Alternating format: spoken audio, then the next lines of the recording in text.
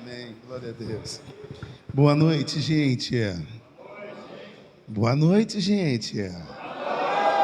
Paz o Senhor. Graças a Deus que nos dá vitória por nosso Senhor e Salvador Jesus Cristo. Pode se assentar, fique à vontade, por favor. Quero aqui, primeiramente, fazer uma palavra de gratidão por tudo que o Senhor tem feito. Quero louvar a Deus por essa família que o Senhor nos fez conhecer, nos deu como aliança. Pastor Ronaldo pai, pastora Lourdes, Deus abençoe. Esse casal que me pegou no aeroporto e nas primeiras 2 horas eu já tirei umas 4 mensagens. Obrigado, meus pastores, uma honra, uma nobreza muito linda que vocês me fizeram, me trazendo, com toda essa alegria, uma satisfação conhecê-los. Chegando aqui, tive a alegria de poder conhecer também o pastor Ronaldo Filho, pastora Gleice, os filhos. Que honra, gente, vocês são tops demais. Prazer mesmo poder conhecer aí de verdade. Se vocês deixar, eu volto mais vezes, gente. Eu gostei desse povo, uma terra tranquila, e é muito bom estar entre amigos, que assim eu já os considero. Até porque eu posso falar com muita alegria, sem demagogia para vocês, que quando Deus ele quer nos abençoar, Ele nos dá coisas. Mas quando Ele quer mudar a nossa história, Ele nos dá pessoas. A minha palavra é gratidão por Deus ter me dado vocês, me honrado tanto já, em nome de Jesus, estando aqui com vocês. Quero aqui também externar uma palavra de congratulação, de parabéns. São 54 anos, hein, gente? 54 anos de pé, para a glória de Jesus. Tenho certeza que vai vir mais 54, mais 54, e aí vai, para a glória de Jesus. Parabéns, a igreja está linda, vocês estão lindos. Eu coloquei também a camiseta, aí eu percebi que essa camiseta minha é de bolinha, aí eu tive que colocar essa aqui por cima. Mas Deus abençoe. Obrigado, queridos, por essa honra imensa em nome de Jesus. Eu tenho uma palavra de Deus que eu quero compartilhar com vocês. Quem trouxe Bíblia, diga amém. Abra comigo o Evangelho de Mateus, por gentileza, no seu capítulo de número 14 ou 14. Eu quero fazer menção também, uma palavra de abraço que eu trago para vocês. Sou pastor também da nossa igreja Brasil para Cristo, da cidade de Itu, estado de São Paulo. Quem já ouviu falar de Itu? Diga amém. Normalmente todo mundo conhece os picolé, né? Os picolé de Itu. E Itu é conhecido como a cidade onde tudo é grande. Tudo é grande lá. Deixa eu contar um detalhe que ninguém contou para vocês. Lá tudo é grande, inclusive os BO. Também é grande. Mas ainda bem que o nosso Deus ele é maior do que todas as coisas. Eu trago um abraço também da minha esposa, minha primeira dama, pastor Simone. Trago abraço também dos meus 3 filhos, a Márcia, Eduarda, o David e a Jennifer, que também adora a Deus junto com a gente. E os irmãos recebem, diga amém. Amém. Glória a Deus por isso. Evangelho de Mateus, capítulo 14. Quem achou, diga amém. Amém. Alcance aí o verso de número 22, por gentileza, que vai nos dizer assim a palavra do Senhor. E logo ordenou Jesus que os seus discípulos entrassem no barco e fosse adiante para outra banda, enquanto despedia a multidão. E despedida a multidão, subiu ao monte para orar à parte. E chegado já à tarde, estava ali só. E o barco já estava no meio do mar, açoitado pelas ondas, porque o vento era.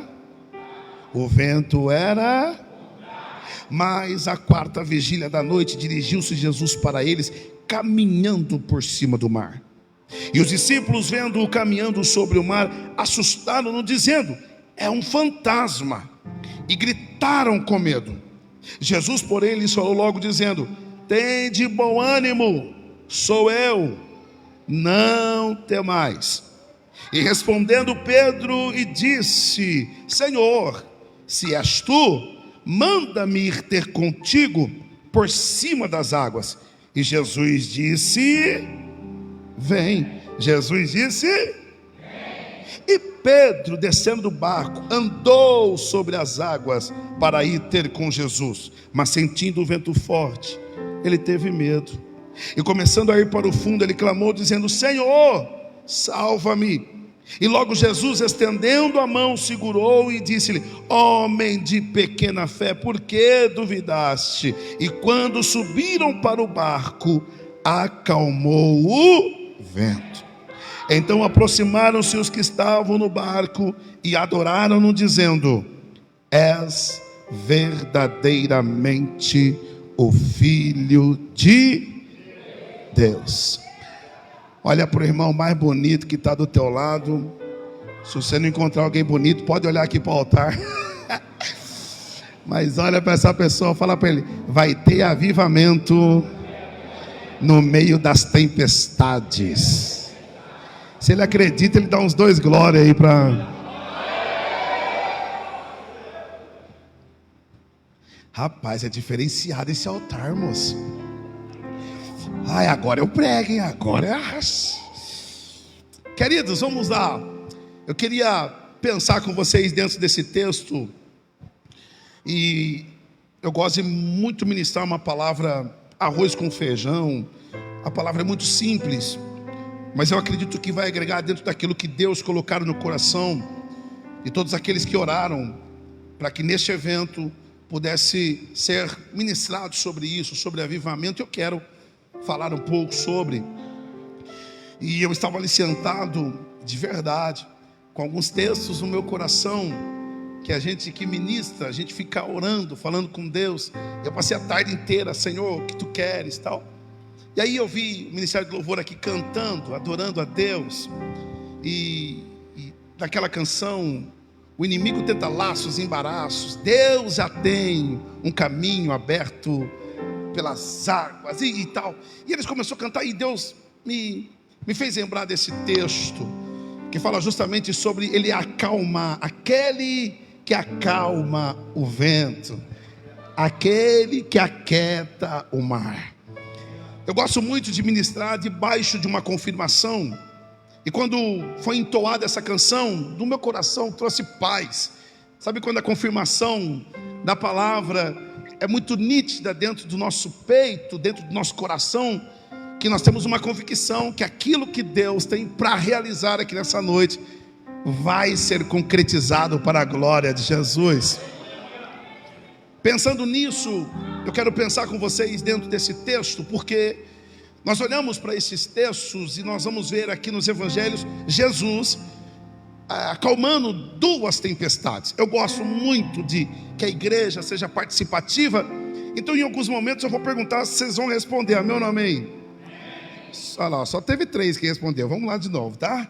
Eu gosto muito, para que isso aqui é uma didática de mensagem. Se você quiser, você faz, mas é muito bacana. Então em alguns momentos eu vou perguntar, ou vou deixar a frase no meio para você completar, e você me ajuda a pregar. Amém ou não amém? Ai, vocês são top demais. Então vamos lá. Nos evangelhos, Jesus ele apresenta aqui 2 tempestades. Quantas tempestades? 2. Essa aqui é a segunda tempestade que Jesus acalma. A primeira tempestade está no evangelho de Marcos, capítulo de número 4. E você sabe muito bem que existem algumas diferenças entre elas. Se a gente só ler esses 2 textos, vai parecer que as 2 são a mesma tempestade, mas não são. Quer ver? Por exemplo, na primeira tempestade de Marcos 4, a Bíblia vai fazer menção que Jesus ele está dentro da embarcação, ele está na polpa, dormindo, e aí vem a tempestade. Amém ou não amém? Nessa segunda tempestade não. A Bíblia vai dizer que ele fica num lugar à parte e manda os discípulos entrar e atravessar para o lado de lá. Então Jesus não está na embarcação. Na primeira tempestade é interessante que Jesus ele libera uma palavra para a tempestade, que ele levanta depois que é acordado e diz: cala-te vento e aquieta-te mar. Nessa segunda tempestade, a Bíblia diz que ele não fala nada. Depois de pegar na mão de Pedro, que Pedro está afundando, clama, ele pega na mão de Pedro. Quando ele está voltando para a embarcação, o texto diz que só dele pisar os pés dentro da embarcação, a tempestade já se acalma. Aqui eu já aprendi uma lição, que tem tempestade na nossa vida que nós iremos enfrentar, que vai precisar ser liberada uma palavra da nossa boca. Mas tem tempestade que só a presença dele já traz calmaria para a gente. Outra lição que eu vejo é que a Bíblia vai fazer menção que depois que Jesus acalma a primeira tempestade, Jesus olha para os discípulos e diz assim: vocês ainda não tendes fé. Nessa segunda tempestade, Jesus olha para Pedro agora, e depois de Pedro afundar, se levantando e diz: por que você duvidou, homem de pequena fé? Então, na primeira tempestade, eles não tinham fé, mas na segunda tempestade, eles tinham uma fé pequena. E eu fiquei pensando aqui, meu pastor, que se uma fé pequena de Pedro, ele já andou nas águas, imagine uma fé mediana, ou imagine uma fé grande. Quem quer ter a fé pequena de Pedro aqui para andar? De verdade, o que eu aprendo aqui? Na primeira tempestade não tinha. Vamos lá, na primeira tempestade não tinha. Na segunda tempestade tinha uma fé pequena. O que eu aprendo? Tempestades que nós enfrentamos na nossa vida não é para nos matar. Pastor, para que serve? Só para aumentar a tua.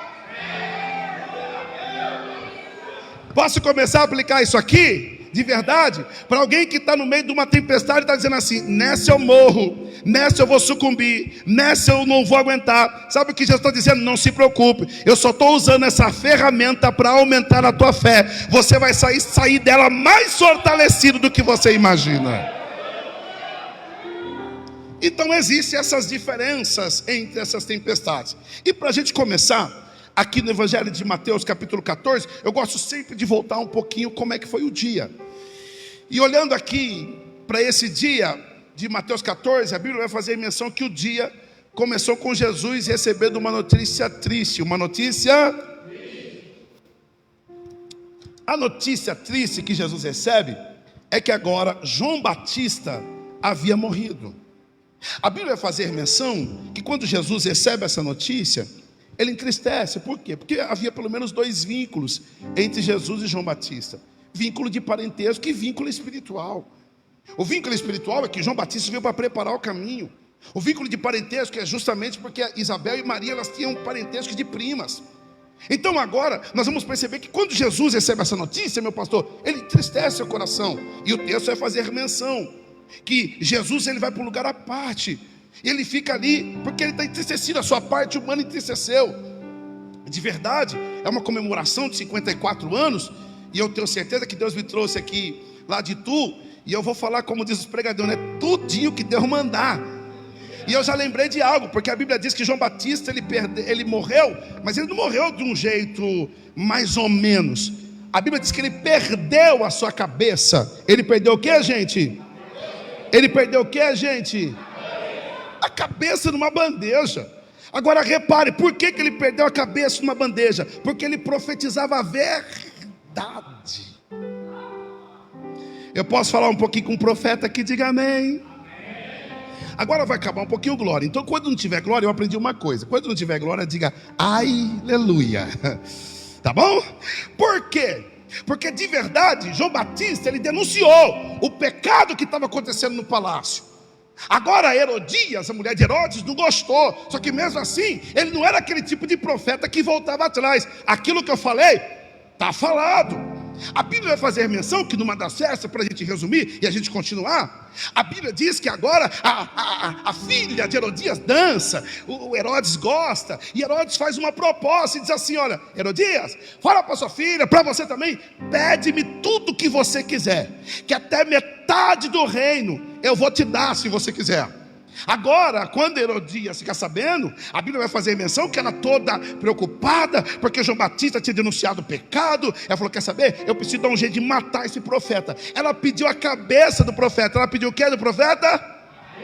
Só que de verdade, olha o que Herodes falou para ela: você pode pedir até metade do... Ao invés de pedir metade do... ela preferiu pedir a Sabe o que eu descobri? A tua cabeça vale mais do que metade do reino. Olha para o teu irmão e fala para ele: tua cabeça vale muito, meu filho.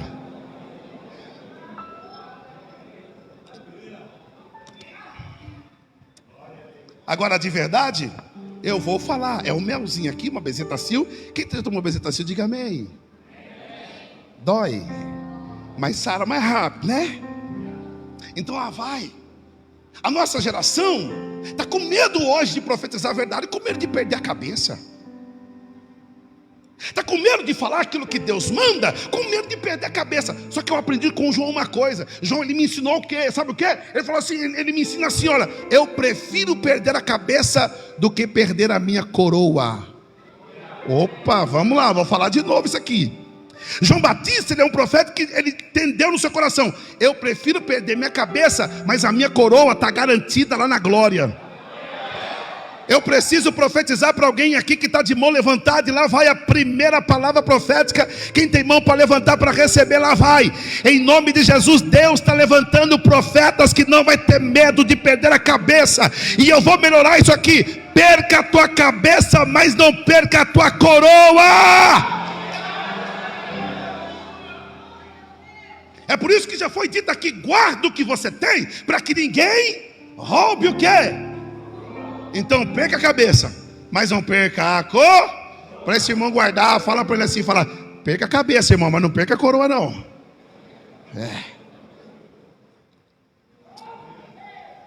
Essa notícia que Jesus recebe, bora caminhar.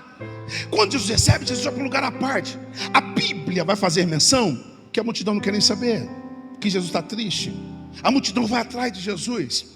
E quando a multidão vai atrás de Jesus, o texto diz bem assim: e Jesus, sentindo compaixão da multidão, ele curou os enfermos, atendeu o povo. Naquele mesmo dia o culto estava tão bom que ninguém foi embora. No mesmo dia multiplicou pão e peixe. A Bíblia diz que depois, logo à tardezinha, os discípulos entram na embarcação, e logo de madrugadinha ele ainda acalma a tempestade. Pastor, o que significa isso? O dia começou com uma notícia ruim, mas Deus assim, Jesus curou, libertou, multiplicou pão e peixe e ainda acalmou a tempestade. Para alguém que entrou aqui hoje, de repente pela manhã recebeu uma notícia que não queria receber. Talvez para alguém que está aqui hoje no WhatsApp, vê aquela notícia que você não queria nem ouvir, nem ler. Só que Deus tem uma notícia do céu para a tua vida. Independentemente da notícia que chegou, Jesus ainda continua curando, continua restaurando, continua multiplicando pão e peixe. E Ele te trouxe aqui para acalmar todas as tempestades. O texto vai fazer menção que o culto tão gostoso, ninguém vai embora, multiplica pão e peixe, e logo depois Jesus, ele vai começar aqui a despedir a multidão. E quando ele vai despedir a multidão, ele pede para os discípulos entrarem no barco. E o texto vai fazer menção que quando Jesus ele pede para os discípulos entrar no barco, o texto vai fazer que ele, no momento que ele vai orar, o texto diz que ele se encontra e ele estava ali sozinho. Ele estava o quê? Ele estava o quê? Mas me ajude aí, por gentileza, quem está na mídia, se puder, coloca o versículo 22 do capítulo 14, versículo 22 do versículo 14. O texto vai fazer menção, vamos lá, logo em seguida Jesus insistiu que os seus discípulos entrassem no barco. Em algumas versões diz assim, e ordenou. Em João capítulo 6, a partir do 40 e poucos, agora não me lembro exatamente,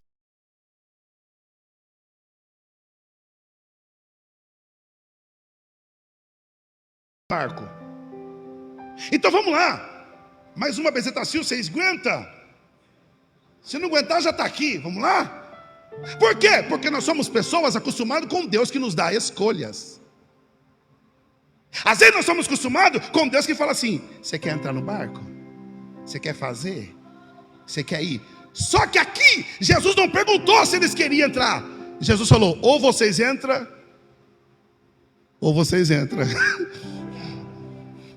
E ordenou, entra. Jesus vai perguntar, entra. Dá uma olhadinha para o lado, fala para o teu irmão, fala, Jesus não está perguntando se você quer.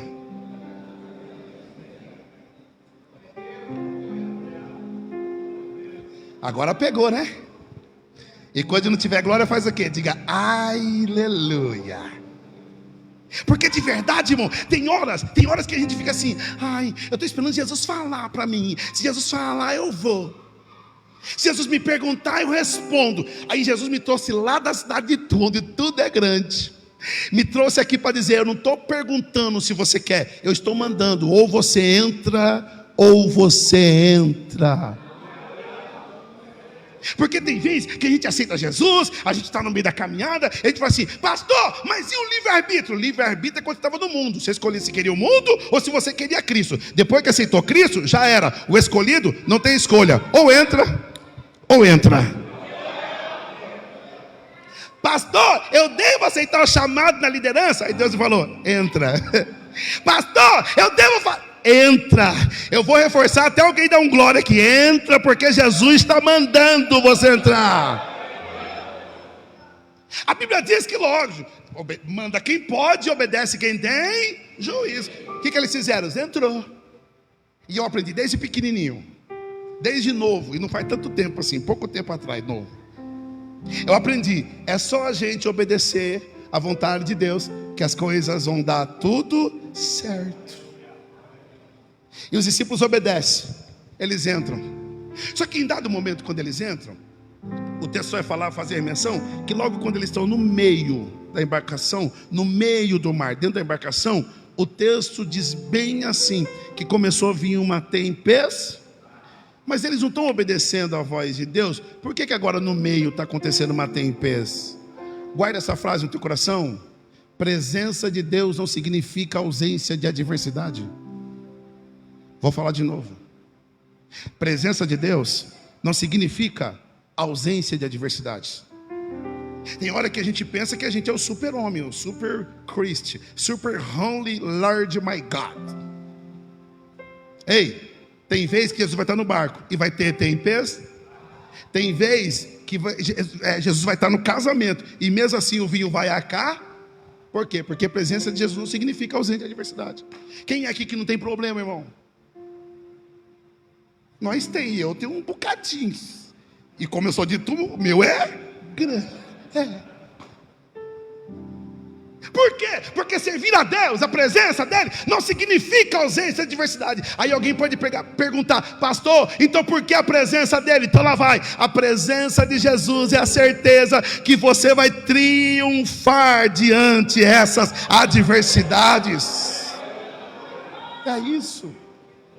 Eles estão, Jesus debaixo de uma ordenança, Jesus manda eles, só que quando eles estão no meio, quando eles estão porque o problema nunca é no início, o problema é no meio, irmão. Quando você casou era tudo lindo, o camarada antes de chegar em casa parava na esquina, arrumava cabelo, passava perfume e chegava. Quando chegou no meio, ele chega de serviço como? Arrancando sapato, jogando tudo lá.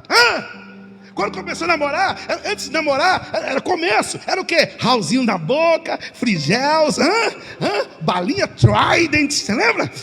Bonitinho, chegava pra mulher, aleluia. E hoje como é que é?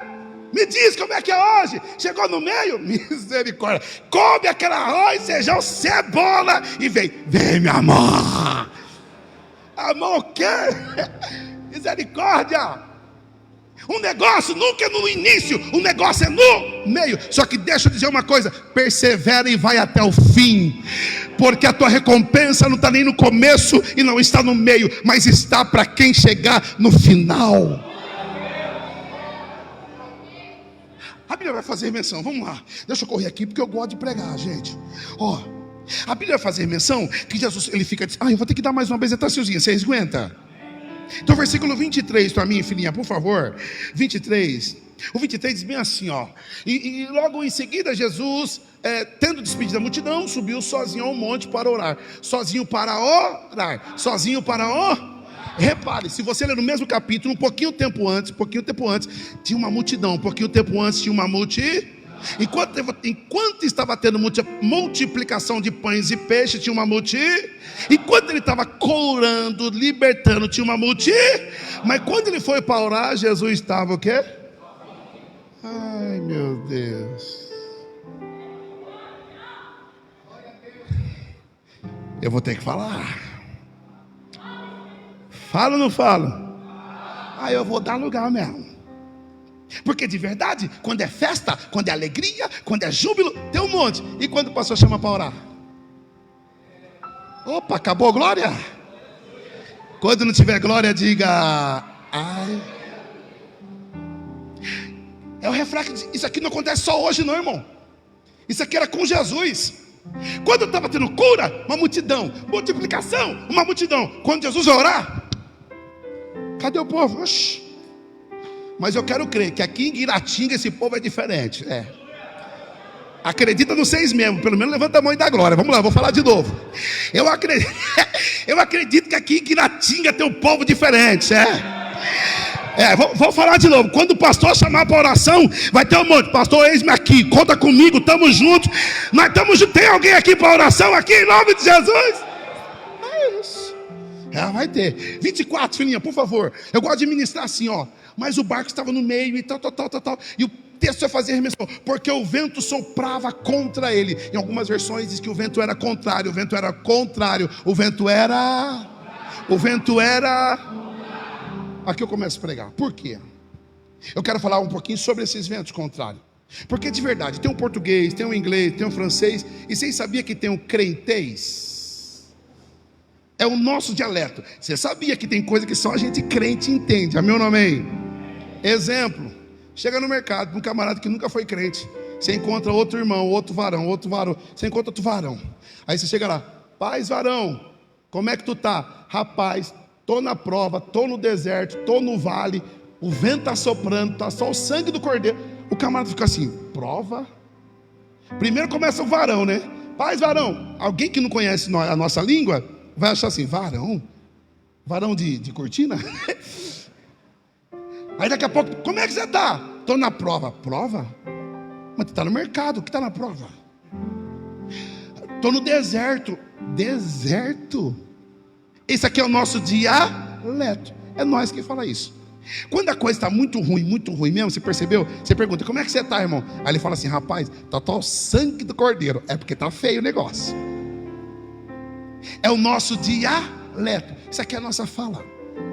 Aí eu aprendi uma coisa, porque dentro dessa fala, a gente associou vento à prova. Porque normalmente quando as coisas estão ruins, o que a gente faz? Irmão, como é que você está? Rapaz, o vento está soprando no meu casamento. O vento está soprando no meu trabalho. E a gente associou vento à prova. Aí eu vim pregar e dizer que nem todo vento é prova. Tem vento que é Deus que manda. Vou falar de novo. Tem vento que é Deus que manda. Você quer ver? Êxodo 14, por gentileza, filhinha. Eu lembrei de um camarada por nome de Moisés.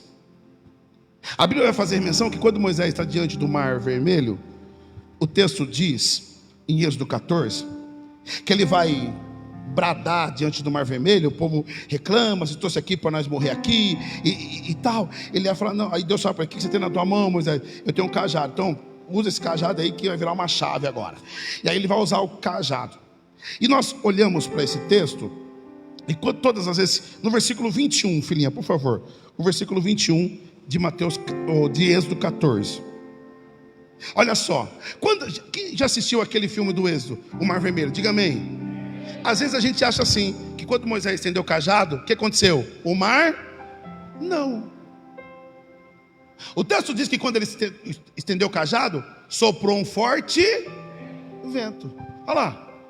Então Moisés estendeu a mão sobre e o Senhor afastou o mar e tornou em terra seca por um forte oriental, que soprou o vento toda aquela noite e as águas se dividiram. Então repare a cena. Quando Moisés estendeu o cajado, não abriu o mar, soprou um vento. O vento que soprou, o texto diz que era oriental. Por que oriental? Porque era um vento que vinha do deserto. É um vento quente. Esse vento que vinha do deserto, o vento que vinha de lá para cá. Então repare, olha a cena. Moisés estende o cajado, o vento sopra de lá para cá e não abriu na hora. O texto diz que demorou toda aquela. Então quando Moisés estendeu o cajado, meu pastor Ronaldo, o que aconteceu? Estendeu a cajado, ele não viu nada, porque estava escuro. O vento não estava abrindo daqui para lá, estava abrindo de lá para cá. Porque tem hora que a gente ora e a gente fica assim, queridos. A gente está orando, por que não está acontecendo nada? Porque tem coisas que Deus não está fazendo daqui para lá. Tem coisas que Deus está fazendo de lá para cá. O papel nosso é o quê? Continuar com o cajado estendido, continuar orando, continuar jejuando. E enquanto o mar não abrir, a gente não para, a gente não retrocede, a gente continua. Repare aqui, demorou toda aquela... Sabe o que Deus está fazendo? Moisés, o teu papel é orar, é estender o cajado. O tempo para abrir o mar é comigo. Porque quantos de nós às vezes quer administrar até o tempo? Senhor, eu estou orando, eu estou jejuando, eu estou clamando, por que não está abrindo? Aí Deus usa a minha boca para dizer, porque o tempo não é seu, o tempo é meu, diz o Senhor. E agora não tem glória, né? Cadê a glória? Diga aleluia pelo menos então. Repare, esse vento aqui é um vento quente, é um vento, para mim tem um nome, se chama vento agente cumpridor de promessa. Eu vou colocar isso aqui. Eu vou dar o nome desse vento aí. Obrigado por esse aleluia, irmã. Só você pegou. Vamos lá de novo. Esse vento aqui tem um nome. Se chama vento agente cumpridor de promessa. Por quê, pastor? Porque Deus havia feito uma promessa para o povo. Deus havia falado assim: o meu povo vai passar em terra seca. Em terra seca.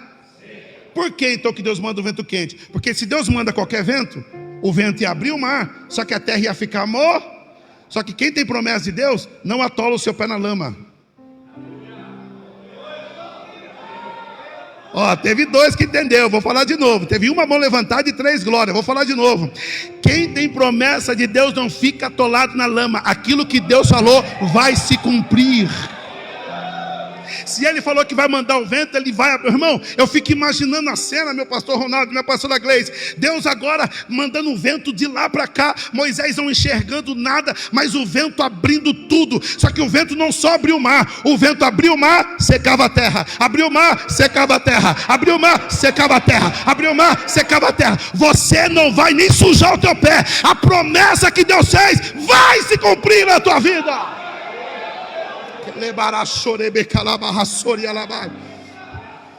Sabe o que a gente precisa aprender? Que nem todo vento é prova. Que tem vento que Deus manda só para abrir o que está fechado. Vou falar de novo. Tem vento que Deus manda só para abrir o que está fechado. E lá vai. Levanta uma mão, mas não levanta uma não, levanta as duas, que eu vou liberar a segunda palavra profética. Deus vai soprar um vento na tua vida, que tudo que estava fechado vai se abrir. Você acha que foi para que Deus te trouxe nesse congresso? Deus está dizendo: você lembra da promessa que eu te fiz? Tudo que eu falei vai se cumprir. E hoje eu mando o vento para abrir o que está fechado. E se tem alguém que acredita, faz o barulho que glorifica.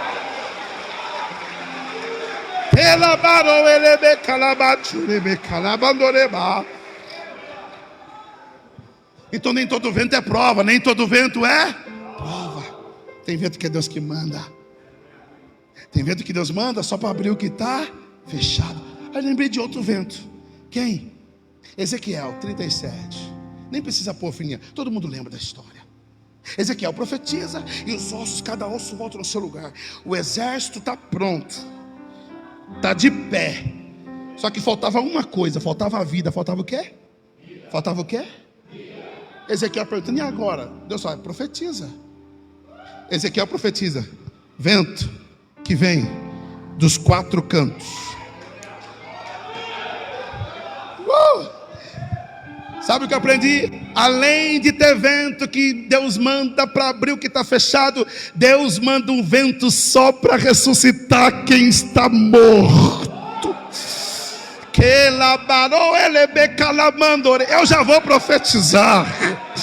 Eu não sei o que estava parado, eu não sei o que estava sem vida, eu não sei o que estava morto, mas Deus está dizendo: eu estou soprando um vento hoje que vai reativar o que estava desativado, que vai levantar quem estava caído, que vai animar quem estava desanimado.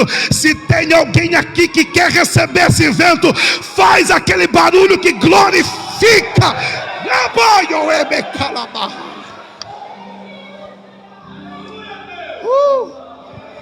Aleluia! Ele que manda. O que me chama a atenção é que o texto diz assim, que Ezequiel ele fala assim: vento que vem dos 4 cantos. Vento que vem da onde? E eu fiquei perguntando: que 4 cantos é esse? De verdade, eu sou curioso da Bíblia. E sempre quando eu vou ministrar em alguns pormenores de texto, eu fico perguntando, Senhor, por que isso aqui está aqui? E eu uma vez me perguntei, Senhor, por que esse vento dos 4 cantos? Por quê? Aí o Senhor me fez lembrar da minha época de escola. Meu pastor Lourdes, na época de escola, quando eu estudava, pouco tempo atrás, tá? Pouquinho tempo atrás. Aí eu lembrei da minha matéria de geografia, dos pontos cardeais. Quem lembra dos pontos cardeais de geografia? Leste, oeste, norte. Vamos lá, gente, que igreja está a minha cultura, tá bom? Vamos lá? Quais são os pontos cardeais?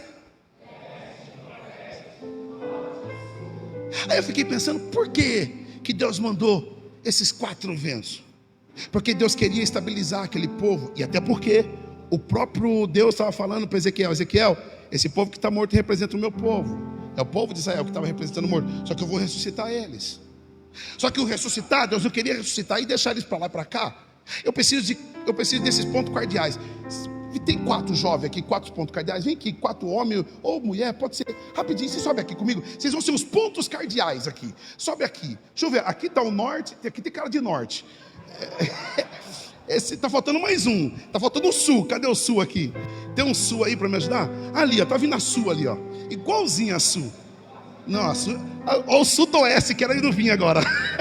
O sul já veio. Ó, se é o norte, querida, por favor, fica desse lado de cá, por gentileza. Aqui na minha frente, você, queridão, aqui na minha frente, por favor. E você fica atrás aqui, virado para mim, vira para mim. Isso, assim, ó. Vira para mim também, vocês dois, vira para mim. Você é o leste, você é o oeste, você é o norte e você é o sul. Gravou? Quem que você é? São os 4 pontos cardeais, não importa qual que é, deixa eu brincar, tá? São os 4 pontos cardeais. Por quê? Que Deus mandou Ezequiel, e Ezequiel profetizou: vento que vem dos 4, guarde isso aqui no teu coração, foi o que Deus falou comigo. Se o vento viesse do leste, dá uma empurradinha de leve para mim. Se o vento viesse só dos leste, eu ia caminhar para o oeste.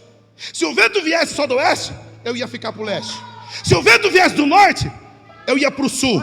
Se o vento viesse do sul, e Deus estava dizendo assim: chega do meu povo ficar para lá, para cá, para frente, para trás. Chega do meu povo. Um dia está na igreja, outro dia está no mundo. Um dia canta hino, outro dia canta a música do mundo. Aí Deus falou: quer saber, Ezequiel, profetiza. Vento que vem dos 4 cantos, os 4 empurra eu agora. Aleluia. Vento que vem dos 4 cantos, sopra para que esses mortos vivam. Nunca mais eles vão ficar para lá e para cá, mas eu vou trazer estabilidade. Obrigado, queridos. Sabe o que Deus está dizendo? Eu vou trazer estabilidade para alguém aqui. Chega de ficar para lá, chega de ficar para cá. Deus quer você no centro da vontade dele. Só quem vai para o centro faz aquele barulho que glorifica.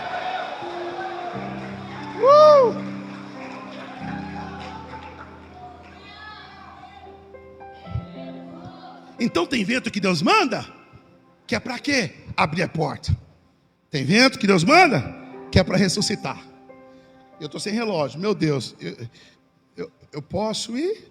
Vocês querem que eu pare ou quer que continue? Olha, vocês são top mesmo, hein? Estou gostando de vocês. Atos 2, não dá tempo de falar muito, só vou pincelar, para nós chegar no texto, voltar no texto. A Bíblia diz que Atos 2, estavam todos reunidos no mesmo lugar.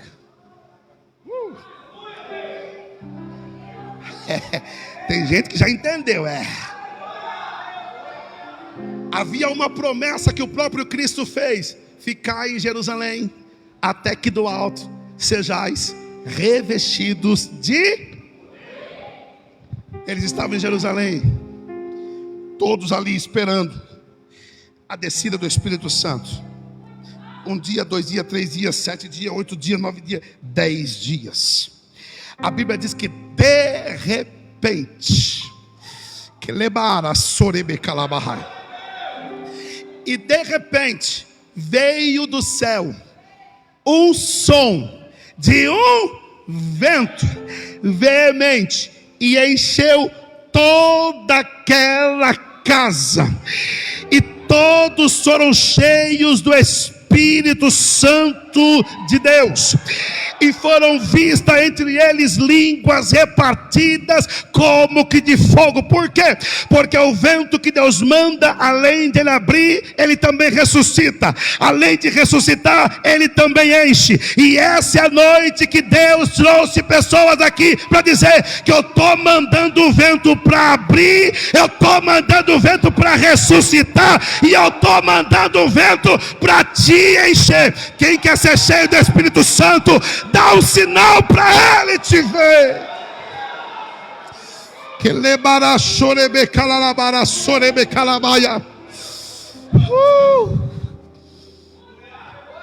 Então nós aprendemos que nem todo vento é prova.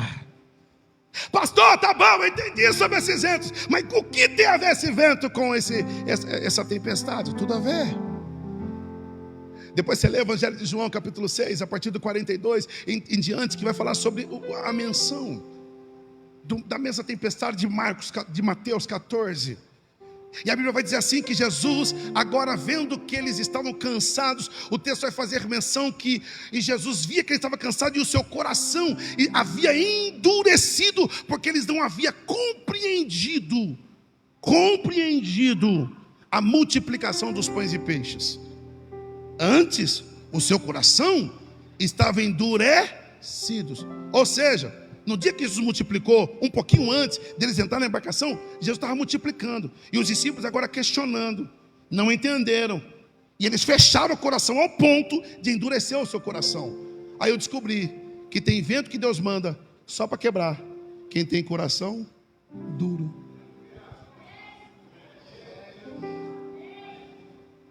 E quando não tiver glória, diga aleluia.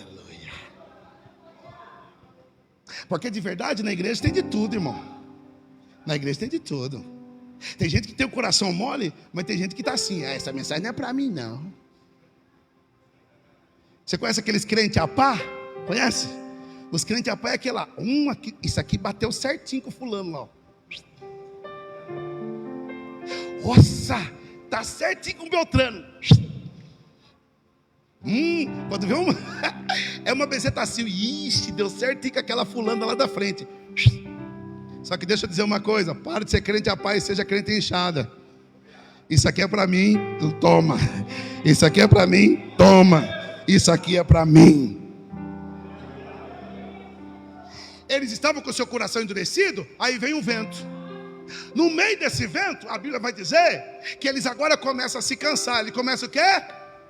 Fica cansado. Em João 6, o texto vai fazer menção que Jesus viu que eles estavam cansados. Jesus viu. Agora o detalhe, tanto Marcos 6, que também conta a mesma história, e João 6, dá alguns detalhes que Mateus não tem. E no detalhes de Marcos e João, o texto vai fazer menção que Jesus distava, ou seja, estava uma distância de 25 a 30 estádios dos discípulos, ou seja, em torno de 3 a 5 quilômetros de distância. Agora, quem é que vê alguém 3 a 5 quilômetros de noite, no meio da tempestade, você vê alguém cansado? De verdade, eu estou olhando para aquele irmão lá fora na porta, eu estou com dificuldade de enxergar. Os discípulos estavam aqui, remando, cansado, e não vendo nada, e não vendo, só que Jesus, mesmo parecendo estando longe, está dizendo, eu estou vendo tudo. Porque de verdade tem hora que a gente cansa, sim ou não, gente? Ou é só eu que canso? Uma briga real aqui? Quem é que nunca se cansou? E a maioria das vezes, quando a gente cansa, acontece igual esses discípulos aqui. A gente cansa e a gente não está vendo. Parece que Jesus está longe. Só que eu tenho uma notícia para dar para você. Não é porque você não está vendo Ele que Ele não está de olho em você. O texto diz que Jesus, vendo que eles estavam cansados. Só que o que me chama a atenção, e eu preciso falar isso aqui, eles estavam cansados, mas o texto diz que eles estavam remando. Eles estavam cansados, mas eles estavam cansados, mas eles estavam. Então olha para mim, que eu vou dizer com muito carinho para você. Você pode se cansar, o que você não pode é parar de. Você pode desanimar. O que você não pode parar é de... Você pode se frustrar, mas o que você não pode parar de... Para a frustração do inferno. Tem uma igreja em Guiratinga que, independentemente das fases, não vai parar de remar para a glória do nome de Jesus. Eles estavam cansados, mas não pararam de remar. Aí Jesus, vendo que eles estavam cansados, começa a ir em direção a eles, pastora Gleice. E quando Jesus começa em direção a eles, de repente, Jesus começa a caminhar em torno de 3 às 6 da manhã, e a 4ª vigília da noite. E quando Jesus começa a caminhar em direção a eles, de repente, eles começam a olhar entre eles, e eles começam a gritar: é um. Ai, vou ter que dar mais uma apresentação aqui. Quem aguenta, diga amém. Ai, quem não aguentou já está aqui, já vai levar de quebra. Por quê, pastor? Vamos lá? Enquanto estava tendo multiplicação em peixe, enquanto estava tendo cura, libertação, eles reconheciam que era Jesus. Agora, porque está no meio de uma tempestade, eles acham que é um. Porque de verdade, quantas vezes nós somos assim? Quando está dando tudo certo, é Deus. Quando está dando tudo errado, é macumba, é o diabo. Pastor, ora por mim que fizeram uma... ai. Sabe o que Deus... Olha bem para mim, olha bem para a bolinha dos meus olhos. Sabe o que Deus manda dizer para você? Às vezes é Deus se manifestando no meio da tua tempestade, para você identificar que é Ele no comando. Nem toda tempestade é o diabo que manda, gente. Quando estava lá, é um fantasma. Aí Jesus grita: ei, sou eu, não temais. Vou dizer de novo: ei, para você que estava aí achando que era o diabo, olha Jesus dizendo: ei, sou eu, não temais. Para alguém que achou que ia morrer, olha Jesus dizendo: ei, sou eu, não temais. Eles ouvindo ele, ouvindo isso, eles se animaram. É o Cristo. Nós reconhecemos essa voz, porque só Ele tem essa voz. Aí Pedrão: Senhor, se é o Senhor, me mande ter contigo em cima das águas. Lá vai, mais uma bezetacinha para quem aguenta. E quem não aguenta também leva. Quando Pedro diz isso: Jesus, me mande ter contigo sobre as águas, Jesus não entregou uma profecia para ele: Pedro, eis que te digo de mim mesmo, que hoje tu andarás só. Fez isso? Não. Jesus entregou uma palavra com 3 letras. Vou dizer de novo: uma palavra com 3 letras é o suficiente para você viver o que você nunca viveu. Pedro disse: Senhor, se és tu, me manda ter contigo sobre as águas. Jesus só disse assim: vem.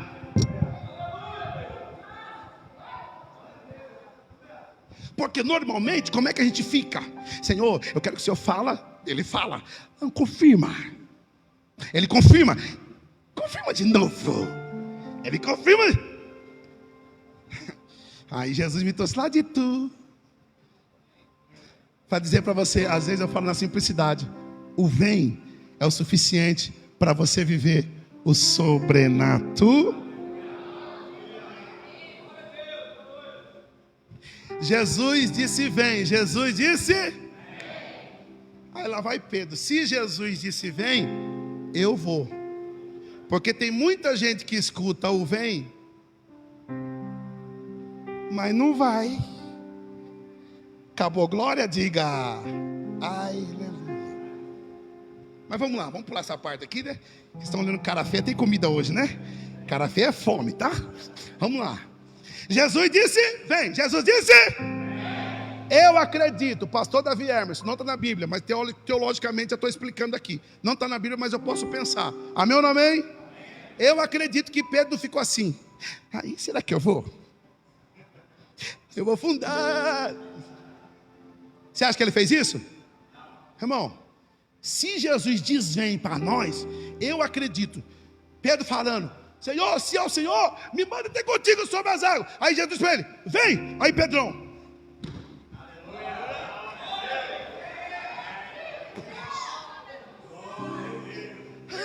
olha para o teu irmão, fala para ele: você quer viver o sobrenatural, irmão?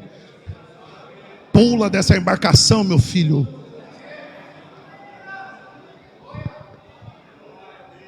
Eu vou afundar o prego aqui, que eu estou na minha igreja. Eu sou Brasil para Cristo também, então dá para nós afundar o prego. Amém ou não amém? De verdade, vamos lá. Albert Einstein, ele já dizia uma frase bem assim: como é que eu posso esperar resultados diferentes, sendo que eu faço sempre as mesmas coisas? Eu só posso viver o que eu nunca vivi se eu tiver coragem de fazer o que eu nunca fiz. Não é uma regra, mas normalmente tem pessoas que chegam no culto no mesmo horário, sentam no mesmo lugar, dá a mesma oferta, dá o mesmo culto, dá a mesma glória e fica olhando para Deus: Deus, por que eu não vivo coisa nova? É porque Deus está dizendo: faz anos que você não dá uma glória diferente, um aleluia diferente, e você quer viver coisa nova, você quer viver o que você nunca viveu. Ofereça para Ele o que você nunca ofereceu. É por isso que Pedro foi, é por isso que Pedro, irmão, Pedro não está nem aí para os 11, irmão. Ele falou: quer saber? Se Jesus mandou, eu vou. E foi. Eu preciso dizer isso aqui. Pega na mão do seu irmão, dá uma chacoalhadinha nele para ele acordar. Fala para ele: está na hora de você viver o sobrenatural, meu irmão. De verdade, está na hora de você experimentar daquele glória que você nunca deu. Está na hora de você dar aquela levantada de mão que você nunca deu. Está na hora de você entregar aquela adoração. Por quê? Porque cada vez que você entregar para Ele, o céu vai ter coisas novas para você. Meu Deus do céu, lá vai eu vou profetizar para quem tem mão levantada. Então receba. Eu profetizo que tem um povo que vai viver o sobrenatural de Deus. E se esse povo daqui faz aquele barulho, que glória!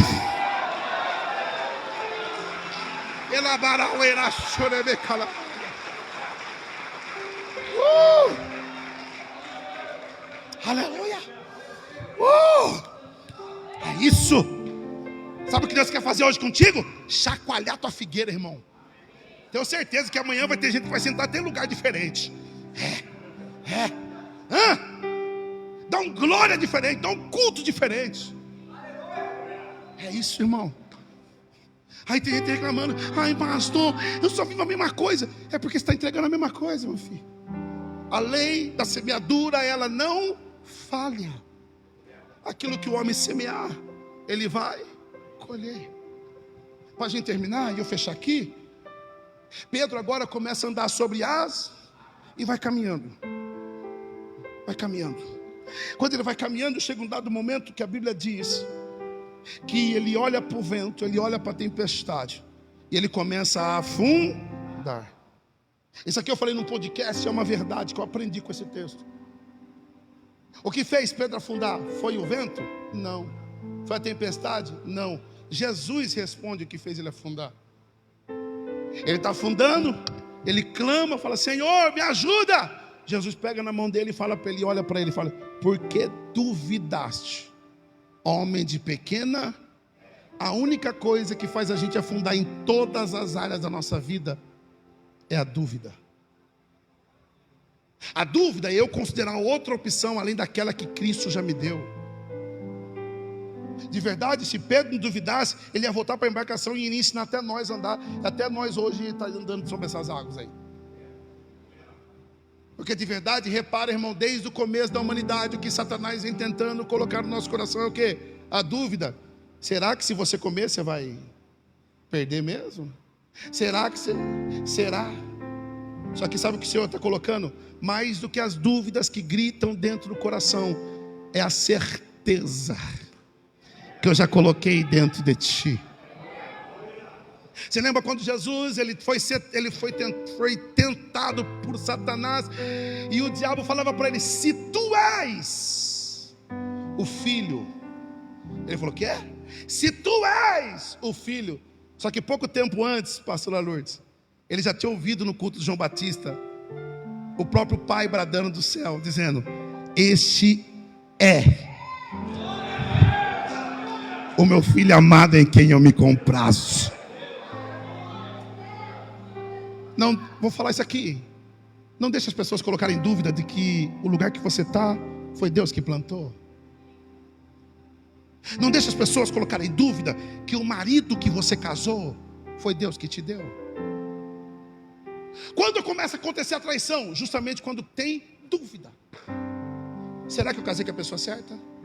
Será que eu estou na igreja certa? Será que eu estou com o pastor certo? Será que eu estou na religião certa? Em nome de Jesus, não vai ter sombra de dúvida que vai prevalecer as convicções que Deus está definindo no teu coração essa noite. Eu encerro aqui. Jesus disse isso para ele. Pega na mão dele e leva ele de volta para a embarcação. Quando Jesus leva ele de volta para a embarcação, ele entra dentro da embarcação. E quando ele entra, a tempestade o texto acabou. Agora vamos lá. A última vez está assim para vocês aguentar. Vocês aguentam, diga amém. Quem não disse amém vai levar de quebra. Porque de verdade, quando Jesus disse vem, Jesus não disse vem Pedro. Jesus só disse vem. E tinha 12 no barco. Quantos desceu depois que ouviu o vem? Tinha quantos no barco? 12. Quantos desceu? Tinha quantos no barco? Quantos desceu? Mas quantos ouviram o vem? E quantos desceu? Porque tem muita gente que ouve.